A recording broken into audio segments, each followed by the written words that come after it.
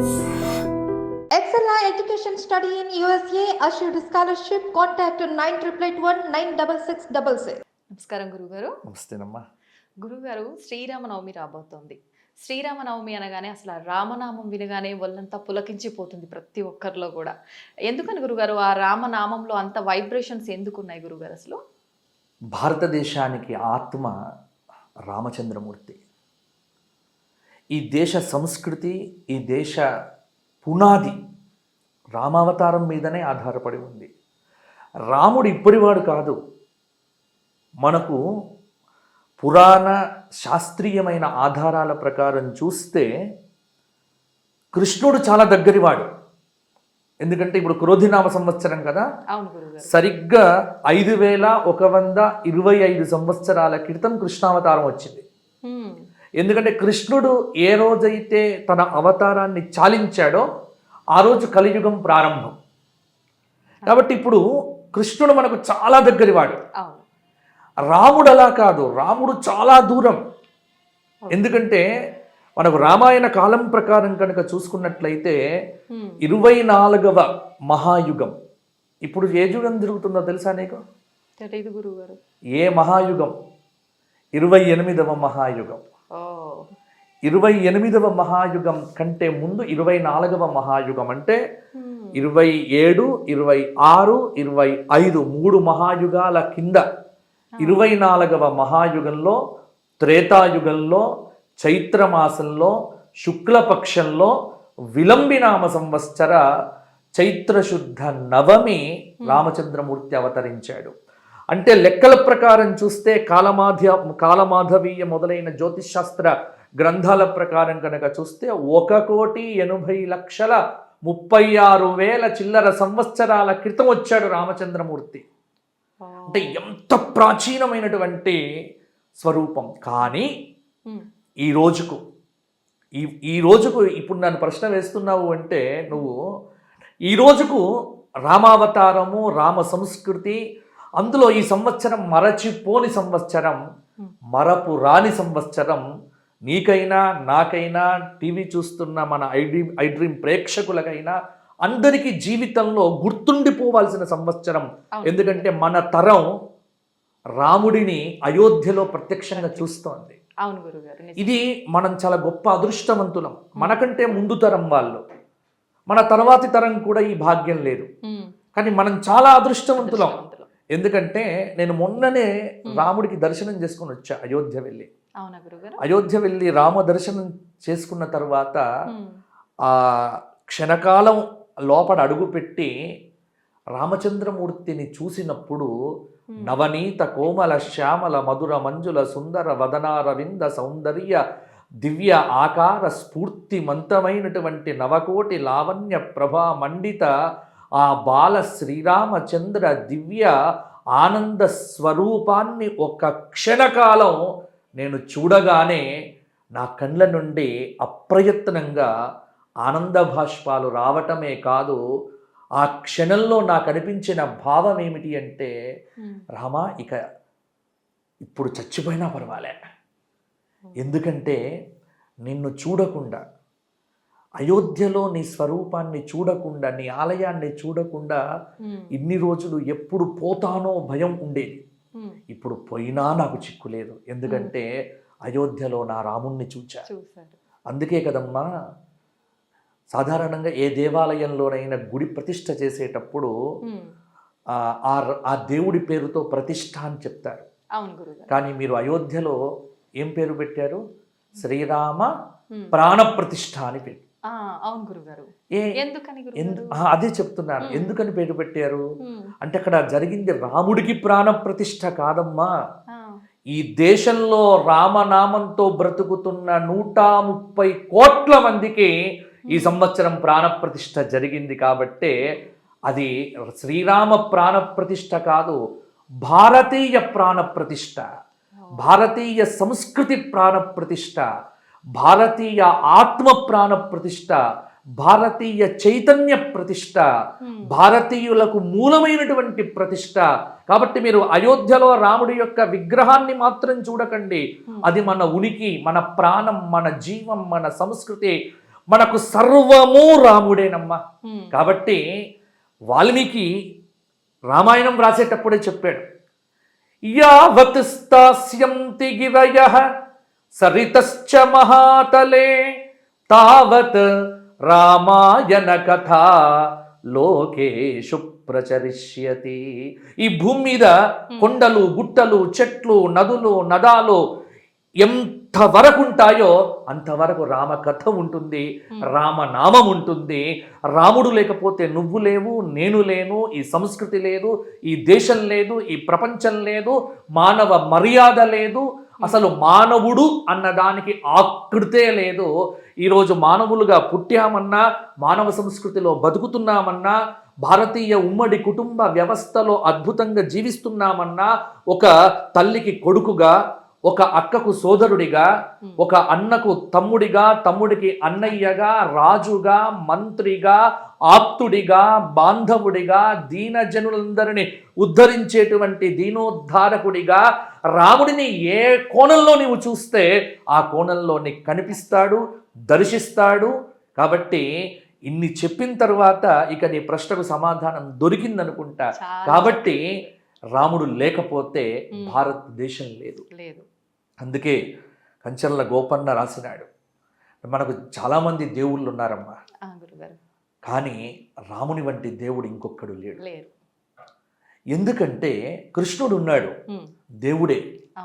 కానీ కృష్ణుడు దేవుడు అన్నప్పుడు కొంత దూరంగా చూస్తాం, అమ్మో గురువు అన్నా దేవుడు అన్న కొంత. కానీ రాముడు ఆయన దేవుడిగా తనకు తాను చెప్పలే, తనకు తాను ప్రకటించుకున్నాడేమని, ఆత్మానం మానుషం మన్యే రామం దశరథాత్మజం. ఎవ్వరడిగినా రామచంద్రమూర్తిని నేను మనుష్యుణ్ణి, నేను దశరథు కొడుకుని. కాబట్టి ఇక్కడ చెప్పమ్మా, ఒక మనిషికి ఎంత శక్తి ఉందో దేవుడి కంటే కూడా శక్తిమంతుడమ్మా మనుష్యుడు. మానవుడిలో ఉన్న నిద్రాణమైనటువంటి శక్తిని, యుక్తిని, భక్తిని, తత్వాన్ని ఈ జగత్తుకు అందింపచేసి సర్వశక్తులను కూడగట్టుకొని ప్రకృతితో సహజీవనం చేస్తూ, ప్రకృతిని కాపాడుతూ, పంచభూతాలను కాపాడుతూ, ఈ సమస్త లోకాన్ని ధర్మమయంగా భావిస్తూ, ఆచరిస్తూ, ధర్మాన్ని ప్రబోధిస్తూ, ధర్మాన్ని ఆచరిస్తూ ఏ మానవుడైతే జీవిస్తాడో ఆ మానవుడే రాముడవుతాడు, ఆ మానవుడే మాధవుడవుతాడు. కాబట్టి మానవుడు మాధవుడు కావటం ఎలా అంటే, ముందు మానవుడు రాముడు కావాలి, రాముడు మాధవుడు కావాలి, మాధవుడు భగవంతుడు. కాబట్టి మానవుడికి మాధవుడికి మధ్య ఉన్నటువంటి వ్యత్యాసాన్ని పోగొట్టి నువ్వు రాముడిలాగా బ్రతుకు, నువ్వు మాధవుడి అవుతావు. కాబట్టి బ్రతుకులో గొప్పదనాన్ని, ముఖ్యంగా చాలామంది ఏం చేస్తారంటే రాముణ్ణి ఎందుకు ఆదర్శంగా తీసుకోవాలి అంటే, ఇప్పుడు సుఖాలు ఉన్నప్పుడు ప్రతివాడు నీతి వాక్యాలు చెప్తాడు, ధర్మం గురించి చెప్తాడు. తర్వాత ప్రతివాడు ఏసీ కింద కూర్చొని భక్తిని, ధర్మాన్ని చెప్పటం పెద్ద గొప్ప విషయం కాదు. ధర్మాన్ని చెప్పడం కంటే ధర్మాన్ని ఆచరించడం చాలా ముఖ్యమైనటువంటిది. అందుకే కృష్ణుడికి రాముడికి తేడా ఏంటి అంటే, రాముడు ఆచరించి చూపాడు, కృష్ణుడు చెప్పి చూపాడు. అందుకే పెద్దలు అనాదిగా మా తాతగారు చెప్తూ ఉండేవారు, ఏమిటి అంటే, రాముడు చేసింది చెయ్యండిరా, కృష్ణుడు చెప్పింది వినండిరా. కృష్ణుడు చేసింది చెయ్యకూడదు, కృష్ణుడు చేసింది చేసామంటే ఇంకేమైనా ఉందా?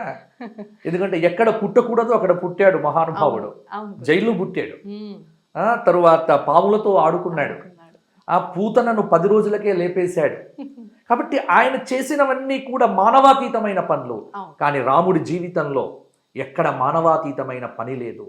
కృషితో నాస్తి దుర్భిక్షం, కృషి చేస్తే మనుషుడు ఋషి అవుతాడు అన్న దానికి 14 ఏళ్ళు కష్టపడ్డాడు. అంటే ఎంతటి విపత్కరమైన పరిస్థితులు వచ్చినా నీవు నమ్మిన ధర్మాన్ని విడిచిపెట్టకుండా బ్రతికితే అది రామతత్వం. అందుకే రాముడు మనకు ఆదర్శ స్వరూపుడు. కాబట్టి మానవుడు రాముడినే అనుసరించాలి, రామనామమే చెయ్యాలి, రాముడు జీవితాన్నే ఆదర్శంగా తీసుకోవాలి. రాముడు లేకపోతే ఈ జగత్తు లేదు, రామనామం లేకపోతే మనం ఎవ్వరం కూడా లేము. కాబట్టి ఉన్నదే రాముడు. రాముడిగా బతకాలి, రాముడిలో కలవాలి, రామనామంతో మనందరం మోక్షం పొందాలి. ఎంత అసలు అద్భుతంగా వివరించారు గురుగారు. అంత కళ్ళకు కట్టినట్టు మేము చూస్తున్నాము, వింటున్నామని కాకుండా మైమర్చిపోతున్నట్టుగా ఉంది గురుగారు మీ మాటలు వింటుంటే. సంతోషం అమ్మా. గురుగారు, శ్రీరామనవమి రోజు మామూలుగా పెద్దవాళ్ళు చెప్తుంటారు శ్రీరాముడు జన్మించిన రోజు అది అని చెప్పి. అవును. అయితే జన్మించిన రోజు కళ్యాణం చేయకూడదు అని కూడా ఇంకొక మాట ఉంటుంది గురుగారు. మరి మనం చూస్తే శ్రీరామనవమి రోజే సీతారాముల వారికి కళ్యాణం చేస్తూ ఉంటాం వైభవంగా, ఎందుకని గురుగారు? చాలా మంచి ప్రశ్న వేసావమ్మా విజిత. రామనవమికి కళ్యాణం ఎందుకు? ఎందుకంటే రాముడిది బర్త్డే. అవును గురుగారు. మనం ఏం చేస్తున్నాం? మ్యారేజ్ చేస్తున్నాం. అసలు బర్త్డే నాడు పెళ్లి చేస్తారు ఎవరైనా? చేయకూడదు అంటారు కదా. చేయకూడదు. మరి ఎందుకు చేస్తున్నాం? అదే కదా రహస్యం. ఓకే, ఏంటి గురుగారు ఆ రహస్యం తెలుసుకోవాలి అంటే ఏమీ లేదమ్మా. ఇప్పుడు సినిమాలలో కానీ టీవీ సీరియళ్ళల్లో కానీ నేను చూస్తూ ఉంటా, ఎవడైనా రచయిత ఏదైనా మాట మాట్లాడితే కొంత కమ్యూనిజం భావం కలిగినటువంటి వాడు ఫస్ట్ విమర్శించేది రాముణ్ణి, రాముడి పాత్రను, సీతమ్మను, అంటే చాలా అలవోగ్గా విమర్శిస్తారు. కానీ అసలు రామాయణం చదివితే మీకు అర్థమవుతుంది, రామాయణంలో ఎక్కడ కూడా రాముడి విషయంలో అధర్మం అనేది లేదు. రాముడి మీద క్వశ్చన్ వేసేటువంటి వాడు, అందుకే నేను చెప్తున్నా, మీరు రాముడికి సంబంధించి ఈరోజు ఒకప్పుడు ఒకడు రాముడి గురించి అవాకులు చెవాకులు పేలాడు. నేను అనుకున్నాను రాముడి గురించి మనమేదో గతి తప్పి దారి తప్పి మాట్లాడితే మనం శిక్షించాల్సిన పనిలే. నేచర్ ఆల్వేస్ దేర్, చూస్తోంది, ప్రకృతి చూస్తోంది. రాముణ్ణి గురించి నీవు తిట్టినా, రాముడి గురించి నీవు నీచంగా మాట్లాడినా, రాముడి గురించి ఏమాత్రం తక్కువ చేసి మాట్లాడినా నువ్వు కాదు, మనుషులు కాదు, ముందు ప్రకృతి ఒప్పుకోదు, ప్రకృతి నిన్ను లేపేస్తుంది. కాబట్టి జాగ్రత్త పడాలి. రాముడు అంటే ప్రకృతి స్వరూపుడు. ఎందుకంటే రాముడు పుట్టింది చైత్రశుద్ధ నవమి. అక్కడ రామాయణంలో వర్ణిస్తారు, గ్రహేషు కర్కటే లగ్నే వాక్పతౌ ఇందునా సహ ప్రోద్యమానం జగన్నాథం సర్వలోక నమస్కృతం తతశ్చద్వాదశే మాసే చైత్రే నవమికే తిథౌ.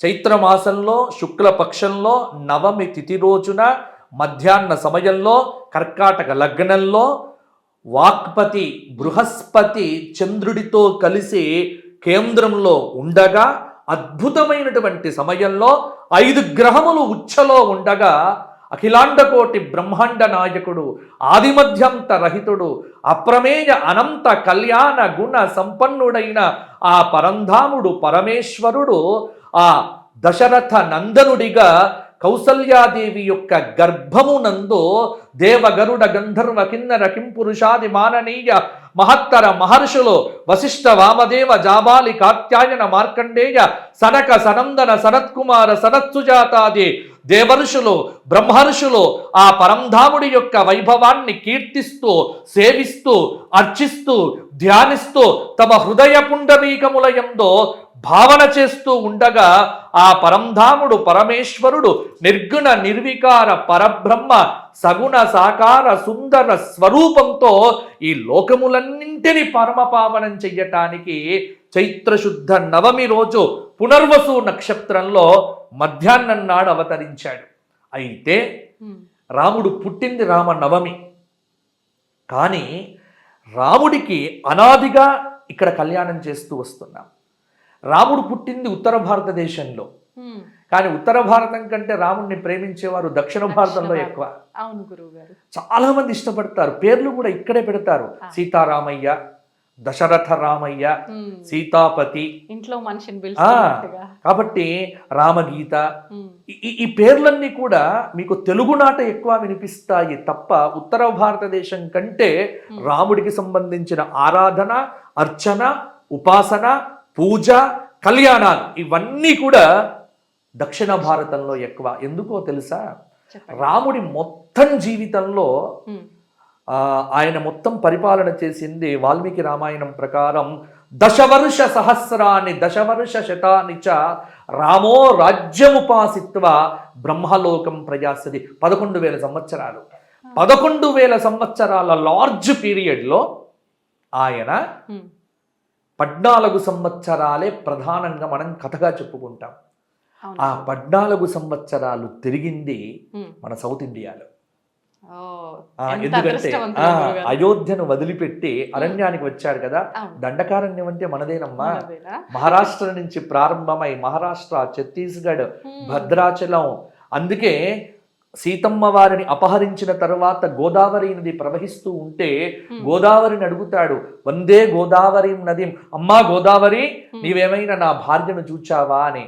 కాబట్టి రాముడు తిరిగిన ప్రదేశం, రాముడు నడయాడిన భూమి, రాముడు స్నానం చేసిన నది గోదావరి నది. అందుకే భద్రాచలం అంటే మనకు ప్రాణం. భద్రాచలంలో చూపిస్తూ ఉంటారు రామయ్య తిరిగాడు అని. మీరు మంత్రాలయంలో స్వామివారి యొక్క బృందావనం చూస్తారు, రాఘవేంద్ర స్వామి వారిది. రాఘవేంద్ర స్వామి వారి యొక్క బృందావనం పైన ఉన్న శిల ఉంది కదమ్మా, అది ఎక్కడదో తెలుసా? ఆయన సమాధి కావడం కంటే ముందు చెప్పారు, పలానా ఆదోని కొండలో ఉత్తరం వైపు మీరు నడుచుకుంటూ వెళ్తూ ఉంటే ఒక పెద్ద శిల ఉంటుంది, అది తెచ్చి పెట్టండి అని. శిష్యులు అడిగారు, ఎందుకు ఆ శిలనే మీకు కావాలి అంటే, రాముడు ఈ ప్రాంతానికి వచ్చినప్పుడు సీతమ్మతో కలిసి ఆ రాయి మీద కొంతసేపు కూర్చున్నాడు అని చెప్తారు. ఇది రాఘవేంద్ర స్వామి వారు మహానుభావులు కాబట్టి, ఆయన దివ్యస్వరూపులు కాబట్టి చెప్పగలిగారు. కాబట్టి రాముడు కూర్చున్న శిల ఇప్పుడు మీరు మంత్రాలయంలో బృందావనంలో చూస్తున్నది. కాబట్టి రాముడు ఇక్కడ తిరిగాడు. కాబట్టి రాముడు అంటే మనకు ప్రాణం. ఇక్కడ కళ్యాణం ఎందుకు చేస్తాము అంటే అసలైన విషయంకి వస్తున్న నేను. కళ్యాణం చేయడంలో తాత్పర్యం ఏమిటి అంటే, రాముడు సీతమ్మను విడిచిపెట్టాడు, విమర్శలు ఇవే కదమ్మా. సీరియళ్లలోనైనా సినిమాలలోనైనా ఆధునికులైన కమ్యూనిస్టులైన దుర్మార్గులైన దుష్టులైన నీచులైన నికృష్టులైన దౌర్భాగ్యులైన వారు రామాయణం మీద ఎటువంటి ప్రశ్నలే వేస్తారు. రాముణ్ణి నమ్మాలి, కానీ రాముడి మీద ప్రశ్న వేయకూడదు. ప్రశ్న అంటే జిజ్ఞాసపూర్వకంగా వేరు.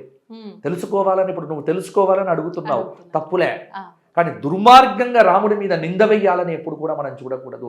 అలా రాముడి మీద చాలా మంది అలా ప్రశ్న వేస్తూ ఉంటారు. రాముడు సీతమ్మను విడిచిపెట్టాడు. అసలు సీతమ్మను ఎప్పుడు రామచంద్రమూర్తి విడిచిపెట్టలే.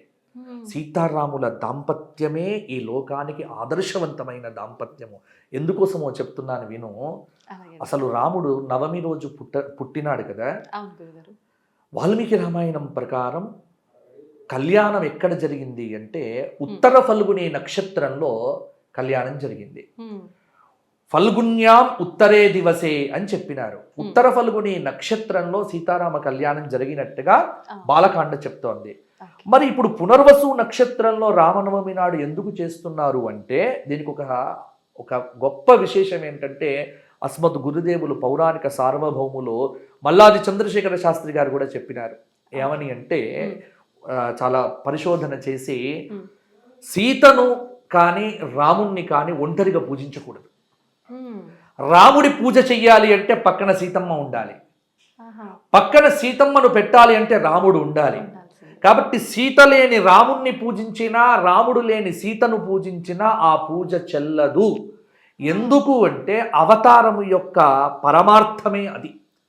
అందుకే ఇక్కడ సీతమ్మను, ఇప్పుడు రాముడి పుట్టినరోజు నాడు మనం పూజ చెయ్యాలి అంటే బాలరాముడికి పూజ చేసే సంప్రదాయం లేదు. ఎందుకంటే రాముడు ఒక్కడిగా పూజ చెయ్యకూడదు. అసలు ప్రపంచంలో నువ్వు ఎప్పుడైనా రాముడు సీత వేరు విగ్రహాలు చూసావా? ఎక్కడైనా లేదు గురుగారు. రాముడు ఎక్కడ ఉంటే సీతమ్మ పక్కన ఉంటుంది. మొదటిసారిగా మనం అయోధ్యలో చూస్తున్నాం ఒక్క బాలరాముడు అని. అది అయోధ్యకు మాత్రమే ప్రత్యేకం. ఇంకా అయోధ్యలో తప్ప ప్రపంచంలో ఎక్కడ ఉండదు. ఎందుకంటే అయోధ్యలో పుట్టాడు కాబట్టి బాలరాముడి విగ్రహం పెట్టారు. కానీ ఇక ప్రపంచంలో ఎక్కడ రామాలయం కట్టినా పక్కన సీతమ్మ ఉండాలి, పక్కన లక్ష్మణుడు ఉండాలి, పక్కన ఆంజనేయ స్వామి ఉంటేనే మనకు. అందులో భద్రాచలంలోనైతే ఆ రామచంద్రమూర్తి తొడ మీదే కూర్చుని పెట్టుకున్నాడు సీతమ్మ వారిని, వామాంక స్థిత అని అద్భుతంగా కీర్తిస్తూ. కాబట్టి సీతమ్మను రాముడితో కలిపి పూజించాలి. కాబట్టి కలపాలంటే మొదలు ఏం చెయ్యాలి? కళ్యాణం చేయాలి. కాబట్టి రాముడి పుట్టినరోజు పూజ చెయ్యాలన్నా పక్కన సీతమ్మ ఉండాలి, కాబట్టి సీతమ్మను కలపకుండా పూజ చెయ్యకూడదు. కాబట్టి ఖచ్చితంగా రామనవమి ఆయన పుట్టినరోజు అయినప్పటికీ కూడా కలిపి కళ్యాణం చెయ్యటం అనేటువంటిది చేసి, మొదలు కళ్యాణం చేసి, ఆ కళ్యాణం చేసిన తర్వాత ఇద్దరిని కూర్చుండబెట్టి అప్పుడు రాముడికి జన్మోత్సవ పూజ చేస్తాం. కాబట్టి సీతారాములను కలిపి పూజించే సంప్రదాయం. అందుకే మీకు సుందరకాండలో కూడా ఒక చిన్న దృష్టాంతం చెప్తా, దీనికి బలవత్తరమైనటువంటి ఆధారంగా చెప్తున్నా.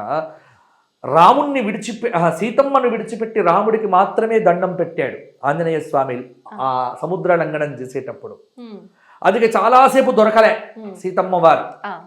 చాలా వెతికి వెతికి వెతికి ఆయన ఇంకా అప్పుడు ఆయనకు బుద్ధిమంతుడు కదా హనుమంతుడు, అప్పుడు ఆయనకు ఆలోచన కలిగింది. వెంటనే అనుకున్నట్ట, అమ్మో సీతమ్మను లేకుండా రాముడికి మాత్రమే నమస్కారం చేశా అని గ్రహించిన హనుమంతుడు నమోస్తు రామాయ సలక్ష్మణాయ దేవ్యై చ తస్యై జనకాత్మజాయై నమోస్తు రుద్రేంద్రయమానిలేభ్యః నమోస్తు చంద్రార్కమరుద్గణేభ్యః. సీతమ్మతో కలిసిన రామచంద్రమూర్తికి నమస్కారము అని ఎప్పుడైతే మతిమంతుడు బుద్ధిమంతుడు హనుమంతుడు జగన్మాత భూజాత సకల సద్గుణోపేత సీతామాతను కూడా స్మరించి రామచంద్రమూర్తి యొక్క పాదాబ్జములను తన హృత్పుండరీకమునందు ధ్యానించినాడో కళ్ళు తెరిస్తే అప్పటిదాకా వెతకని అశోకవనం కనిపించింది. ఇది మనం హనుమంతుడి యొక్క జీవితంలో దృష్టాంతం. కాబట్టి సీతారాములను కలిపి పూజించాలి. కలిపి పూజించే సంప్రదాయం అనేటువంటిది పెద్దలు పెట్టారు. కాబట్టే నాటి నుంచి నేటి వరకు కూడా రామనవమి రాముడి పుట్టినరోజు అయినప్పటికీ కూడా ఇద్దరిని కలిపి పూజించే సంప్రదాయం అనేది పెద్దలు ఏర్పాటు చేసినారు. కాబట్టి ఇద్దరికి కళ్యాణం చేసి, ఇది కేవలం రామావతారానికి మాత్రమే ఉంది, ఇది శివావతారానికి మాత్రమే. పుట్టినరోజు నాడు కళ్యాణం చేసే సంప్రదాయం దేవతామూర్తుల్లో ఇద్దరికే ఉంది. ఒకరు పార్వతీ పరమేశ్వరులు. శివరాత్రి నాడు ఆయన ఎప్పుడు పుడతాడు? అర్ధరాత్రి పుడతాడు కదా శివలింగ రూపంలో. పుట్టగానే శ్రీశైలంలో కళ్యాణం చేస్తాడు. ఎందుకంటే శంకరుడికి భార్య లేకుంటే కష్టం. అలాగే రాముడికి భార్య పక్కన పెట్టకపోతే కష్టం. కృష్ణుడికి ఈ నియమాలు ఇవేవీ లేవు. ఆయనకు ఏ భార్యను పెట్టాలో మనకు కష్టం. కాబట్టి కృష్ణుడికి పక్కన సత్యభామను పెట్టాలా, జాంబవతిని పెట్టాలా, రుక్మిణిని పెట్టాలా, మనకు డౌట్లు వస్తాయి. అందుకే ఆయన పక్కన ఎవరిని పెట్టకుండా మురళీకృష్ణుడిగా, గోపాలకృష్ణుడిగా, గోవర్ధనధారిగా ఒక్కరిని పెట్టి పూజిస్తాం. కానీ రాముణ్ణి ఒక్కరిని పెట్టి పూజించే సంప్రదాయము లేదు, ఆరాధన లేదు. ఇది రామావతారానికి కృష్ణావతారానికి. అందుకే కృష్ణాష్టమి నాడు ఆయనకు జన్మోత్సవం చేస్తాం. కృష్ణాష్టమి రోజున వెన్న తినిపిస్తాం, కానీ కళ్యాణాలు లేవు. నరసింహ జయంతి రోజున నరసింహస్వామి వారికి జన్మోత్సవం చేస్తాం, కళ్యాణం లేదు.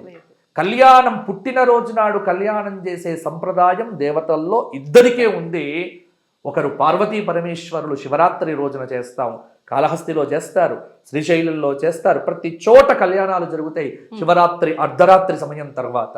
అలాగే రామనవమి రోజున రాముడికి కళ్యాణం చేస్తాము. ఈ లోకంలో దాంపత్య ధర్మానికి ప్రతీక రెండే జంటలమ్మ. పెద్దవారైతే షష్ఠి పూర్తి చేసుకుంటే ఏమంటారు వాళ్ళను? మనం పార్వతీ పరమేశ్వరులాగా ఉన్నారు అంటాం. కొత్తగా పెళ్లి చేసుకున్న జంటను చూసి ఏమంటాం? సీతారాముల్లాగా ఉన్నారు అంటాం. అంతే, రెండే పోలికలు ప్రపంచంలో, ఇంకో మూడో పోలిక లేదు. వారు షష్ఠి పూర్తి చేసుకొని పెద్ద దంపతులైతే ఆది దంపతులు పార్వతీ పరమేశ్వరులు, పెళ్లి చేసుకొని నవదంపతులైతే సీతారాములు అంటాం. ఎప్పుడైనా శ్రీకృష్ణుడు రుక్మిణి అన్నారా? అంటే మగవాన్ని అనుమానిస్తారు. కాబట్టి కృష్ణుడితో పోలిక లేదు, రాముడితోనే పోలిక. కాబట్టి దాంపత్య ధర్మానికి ప్రతీకగా మనకు కూడా భద్రాచలంలో కళ్యాణం జరిగితేనే, ఇప్పుడు జ్యోతిష్ శాస్త్రంలో కూడా మేము పంచాంగం రాసేటప్పుడు ముహూర్తాలు పెట్టాం. చైత్రశుద్ధ పాడ్యమి నుండి చైత్రశుద్ధ నవమి వరకు పెళ్లి ముహూర్తాలు పెట్టాం. ఎందుకు అంటే భద్రాచలంలో సీతారామ కళ్యాణం కావాలి, ఆ కళ్యాణ తలంబ్రాలు అందరూ తీసుకోవాలి, అప్పుడే ఆంధ్ర తెలుగు రాష్ట్రాల్లో కళ్యాణాలు జరగాలి. నాటి నుంచి నేటి దాకా ఇది సంప్రదాయం. అవునా? కాబట్టి చైత్రమాసంలో ఉగాది కాగానే ఎవడైనా పెళ్లి చేశాడు అనుకోండి, తప్పు. ఆ. రామనవమి దాకా పెళ్లి చేయటానికి వీల్లేదు. ఉమ్. రాముడికి తలంబ్రాలు పోసి పోసి. ఆ తలంబ్రాలను ప్రసాదంగా తెచ్చుకొని మన తలంబ్రాల్లో కలిసి ఉమ్. ఆ తలంబ్రాలు పోసుకుంటే సీతారాముల్లాగా ఆనందంగా ఉంటారు అనే ఒక సంప్రదాయాన్ని మనకి ఇచ్చినటువంటి సంస్కృతి రామాయణ సంస్కృతి. కాబట్టి రామనవమి నాడు పెళ్ళెందుకు అంటే ఇందుకోసం. ఇన్ని విశేషాలు ఉన్నాయి. కాబట్టి ప్రతి చోట కళ్యాణాలు చెయ్యాలి. కళ్యాణ అక్షతలు కొన్ని గుప్పిట్లో తీసుకోవాలి. మన ఇంట్లో పెళ్లి జరిగే రోజున ఆ తలంబ్రాలలో ఇవి కలపాలి. అప్పుడు కళ్యాణం జరిగితే వారు బాగుంటారు. ఇది మన పెద్దలు మనకిచ్చిన అపురూపమైనటువంటి ఆచారం. ఇది భారతీయ సంప్రదాయం. ఇది రామాయణ సారం. గురుగారు, శ్రీరామనవమి అనగానే కళ్యాణం ఒక ఎత్తు అయితే ఆ తలంబ్రాలు ఇంకొక ఎత్తు. చాలా విశిష్టత ఉంది అని పెద్దవాళ్ళు చెప్తుంటారు, కానీ అసలు ఏంటి ఆ విశిష్టత అనేది ఎవరికి క్లారిటీగా తెలియదు గురుగారు, మీ మాటల్లో. అవునమ్మా. జానక్యా కమలామలాంజలి పుటే యాఫ్ పద్మరాగాయితాహ నెస్తా శ్యామలకాయక అని ఈ అద్భుతమైనటువంటి శ్లోకం ఒకటి ఉంది. ఎవ్వరి పెళ్లి జరిగినా ఈ శ్లోకం చెప్పి అక్షతలు వేస్తారు. ఇది భద్రాచలంలో వస్తున్న ఆచారం. భద్రాచలంలో ఉన్నటువంటి రాముడిని రామచంద్రుడు అని పిలుస్తారు. చల్లనివాడు, చెది ఆహ్లాదే. తరతరాలుగా భద్రాచలంలో ఆయన శంఖచక్రములతో వచ్చినప్పటికీ కూడా ఆయన నారాయణుడే, సందేహం ఏం లేదు. నారాయణుడే రాముడు, దానిలో ఎవ్వరికీ సందేహం లేదు. కానీ ఈ అవతారం యొక్క ప్రత్యేకత ఏమిటి అంటే నారాయణుడు రాముడిగా వచ్చాడు. రామావతారంలో భగవత్తత్వాన్ని ప్రతిపాదన చేయడం కంటే కూడా రాముడు మానవతత్వాన్ని ప్రతిపాదన చేయటానికే వచ్చాడు. కాబట్టి రాముడికి వేరే పేర్లేవి అవసరంలే. రామచంద్రుడు ఇది అనాదిగా మనం పిలుస్తున్నటువంటి పేరు. అందుకే భద్రాచలంలో మిగతా పేర్లతో ఈ మధ్య పిలిచే కొత్త సంప్రదాయాలకు దారి మొదలైంది. కానీ అనాదిగా తెలుగు వారందరూ పిలిచేటువంటి పిలుపు రామచంద్రుడు. రామాయ రామభద్రాయ రామచంద్రాయ వేధసే రఘునాథాయ నాథాయ సీతాయాః పతయే నమః. భద్రాచలంలో ఉన్న తలంబ్రాలకు ఒక ప్రత్యేకత ఉందమ్మా. ఎందుకంటే ప్రాచీన కాలం నుంచి ఈ రోజు దాకా భద్రాచలంలో కళ్యాణం జరిగిన తరువాతనే ఉభయ తెలుగు రాష్ట్రాల్లో ఉన్న వారందరూ కూడా ఆ తలంబ్రాలను తెచ్చుకొని మన ఇంట్లో కలుపుకొని, ఒకవేళ ఇంట్లో పెళ్ళుంటే పెళ్లి తలంబ్రాలలో కలుపుకోవాలి, లేకపోతే కొన్ని తలంబ్రాలు తెచ్చుకొని మన బీరువాలో చక్కగా పెట్టుకోవాలి. దాని ద్వారా ధనధాన్యములు వృద్ధి అవుతాయి అని మనకు చాలా పెద్ద ఆచారం. ఇక్కడ భద్రాచలంలో ఉన్న తలంబ్రాలను అన్ని తలంబ్రాలతో పిలవద్దు. భద్రాచల తలంబ్రాలను గోటి తలంబ్రాలు అంటారు. ఇది ఒక్క భద్రాచలంకు మాత్రమే ప్రత్యేకం. మిగతా అన్ని చోట్ల పసుపుతో తలంబ్రాలు చేస్తారు. భద్రాచలంలో కుంకుమతో తలంబ్రాలు ఎర్రగా ఉంటాయి, మీరు చూడండి. కాబట్టి భద్రాచల తలంబ్రాలు ఏమిటి అంటే ఆ పంట వేసేటప్పుడు కూడా రామావతారంలో, కృష్ణావతారంలో, లేకపోతే హనుమంతుడి యొక్క స్వరూపంతో రైతులు వేషాలు వేసుకుంటారు. వేసుకొని విత్తనాలు చల్లేటప్పుడు కూడా రామావతారంలో ఉన్నటువంటి వేషాలు వేసుకొని విత్తనాలు చల్లి, కోసేటప్పుడు కూడా రామావతారంలో ఉన్న వేషాలతోనే పంట కోతను చేసి వాటిని మిషన్లో ఆడించరు. గోటితో ఒక్కొక్క బియ్యపు గింజను తీసి చేస్తారు. అందుకే భద్రాచల తలంబ్రాలను గోటి తలంబ్రాలు అంటారు. అది చాలా ప్రత్యేకమైనటువంటిది. అందులో భద్రాచలంలో ఉన్నటువంటి రామచంద్రమూర్తితో సాటి కలిగిన దైవం ఇంకొకటి లేదు. బండన భీముడు ఆర్తజన బాంధవుడు ఉజ్వల బాణతూన కోదండ కల ప్రచండ భుజతాండవ కీర్తికి రామమూర్తికిన్న రెండవ సాటి దైవమిక లేడనుచున్న గడకట్టి భేరిక డాండడ డాండ డాండ నినదంబులు అజాండము నిండ మత్త వేదండము నెక్కి చాటెదను భద్రగిరి దాశరథి కరుణాపయోనిధి. ఎంత అద్భుతంగా చెప్పాడమ్మా కచ్చర్ల గోపన్న. రాముని వంటి దైవం ఇంకొకటి లేదు లేదు లేదు. ఎందుకంటే మనందరికీ ఆదర్శం ఆయనే. కాబట్టి ఈ కళ్యాణానికి రాముడి తలంబ్రాలు తెచ్చుకోండి. మీ వీధుల్లో జరిగిన, మీ గుళ్ళల్లో జరిగిన, మీ ప్రాంతంలో జరిగిన భద్రాచల కళ్యాణంగానే భావన చేస్తూ ఆ తలంబ్రాలను తెచ్చుకొని మీ శిరస్సు మీద వేసుకొని, కొన్ని తలంబ్రాలు మీ ఇంట్లో పెట్టుకొని, ఏదైనా ముఖ్యమైన పనుల మీద బయటికి వెళ్ళినప్పుడు ఆ 2 గింజలు తీసి శిరస్సు మీద పెట్టుకొని రామనామ స్మరణ చేసి బయటికి వెళ్తే రామజయం, శ్రీరామ కార్య జయం కలుగుతుంది. రామనామం పట్టుకొని ఆంజనేయ స్వామి 100 యోజనాలు లంఘించి కార్యసిద్ధిని పొందాడు. రామనామంతో, రాముడి తలంబ్రాలతో చక్కగా మనకు కూడా విజయాలు కలుగుతాయి. విజయాలను కలిగించే తలంబ్రాలే సీతారామ కళ్యాణ తలంబ్రాలు. అందుకే ఆ తలంబ్రాలకు అంత ప్రాధాన్యం ఉంది. నిజంగా మీరు అన్నారు కంచర్ల గోపన్న గారు ఎంత చక్కగా సెలవిచ్చారు తల్లి అని చెప్పి. వారు చెప్పారు అని వినటమే కానీ మేము మీ మాటల్లో వింటుంటే అసలు ఎంత అద్భుతంగా చాలా ఉంది గురువు గారు. ఆ శతకమే అద్భుతం. మైమరిచిపోతున్నాం గురువు గారు. అసలు చాలా అట్లా సంతోషం వింటూనే ఉండాలనిపిస్తోంది. కాబట్టి భద్రాచల రామచంద్రమూర్తిని దర్శించండి, అయోధ్యలో ఉన్న బాలరాముడిని దర్శించుకోండి. ఈ సంవత్సరం అందరూ వైభవంగా చేయండి మీ మీ ప్రాంతాల్లో కళ్యాణాలు. కళ్యాణం అంటే ప్రతి చోట హనుమాన్ చాలీసా పారాయణములు చేస్తూ మీ ఇంటి మీద రామ ధ్వజాలు ఎగరవేయండి. ఈ సంవత్సరం క్రోధినామ సంవత్సరం కాదు, శ్రీరామ కళ్యాణ సంవత్సరం అని భావన చెయ్యండి. తప్పకుండా గురుగారు, చాలా మంచి విషయాలు తెలియజేస్తారు గురుగారు. ధన్యవాదాలు.